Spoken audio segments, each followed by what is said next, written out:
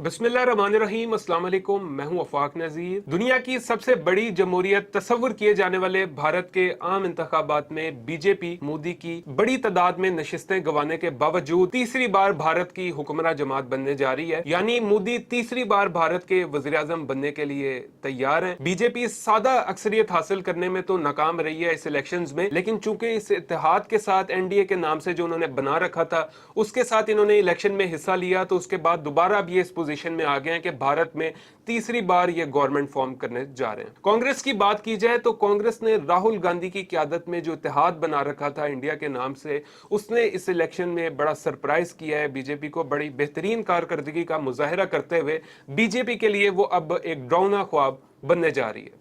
माहिरीन election से कबल ये दावा कर रहे थे कि बीजेपी बड़ी तादाद में नशिस्तें जीतने में कामयाब हो जाएगी। तकरीबन लगभग 400 के करीब वो सीटें जीतने में कामयाब हो जाएंगे और बीजेपी ने 400 पार के नारे से इलेक्शन में हिस्सा लिया था। लेकिन जब रिजल्ट्स आते हैं तो उसके बिल्कुल बरअक्स आते हैं। जो एक्सपेक्ट उनके माहिरीन कर रहे होते हैं, जो बीजेपी सोच रही होती है, नतीजा उसके बिल्कुल बरअक्स निकलता है।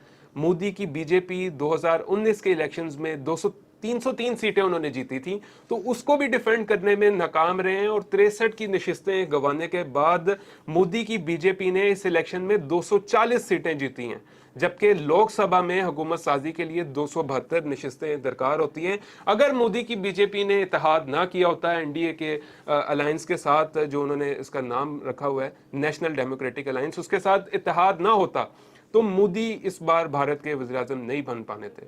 अयोध्या में जो मोदी की बीजेपी है उसका उम्मीदवार भी बड़े मार्जिन से शिकस्त खा गया, जहां पर मोदी ने बाबरी मस्जिद को शहीद करवाकर वहां पर राम मंदिर की तामीर करवाई। और इंटरेस्टिंग बात यह भी है कि भारत की रियासत उत्तर प्रदेश में जितने भी मुस्लिम उम्मीदवारों ने इलेक्शन में हिस्सा लिया वो सब के सब जीत गए और कांग्रेस के टिकट पर उन्होंने इस इलेक्शन में हिस्सा लिया था। तो बड़ी तादाद में लोगों ने बीजेपी का जो बयानिया था उसको मुस्तरद कर दिया है और कांग्रेस इस इलेक्शन में अब मोदी की बीजेपी के लिए एक डरावना ख्वाब बनकर उभरी है, जो कि एक मैं समझता हूं कि मोदी के लिए जो है वो काफ़ी टफ टाइम होने वाला है। आइंदा के जो ऐवानों में वो जब हिस्सा लेंगे हुकूमत साजी के मामलात में, पहले तो ये था ना कि उनके पास अक्सरियत थी, वो जो चाहते थे इजीली पास कर लेते थे, कानून लागू कर लेते थे। लेकिन अब वो चीज़ नहीं होगी, क्योंकि इत्तेहादी भी उनके साथ होंगे तो उनको भी साथ लेकर चलना होगा, तो बीजेपी के लिए काफ़ी टफ टाइम होने वाला है।